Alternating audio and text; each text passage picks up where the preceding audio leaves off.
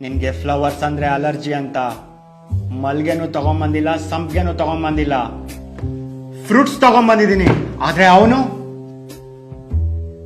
ನೀನ್ ವೆಜಿಟೇರಿಯನ್ ಅಂತ ಗೊತ್ತಿದ್ರು ಕಬಾಬ್ ತಗೊಂಬಂದಿದ್ದಾನೆ. ಇವಾಗ ಹೇಳು, ಈ ಕರಿಮಣಿ ಮಾಲೀಕ ಯಾರು? ಒಂದ್ ಸಾಂಗ್ ಮುಖಾಂತರ ಹೇಳ. ಇದೇನ್ ಎದೆ ತುಂಬಿ ಹಾಡುವೆನ? ಪ್ಲೀಸ್. ಓಕೆ.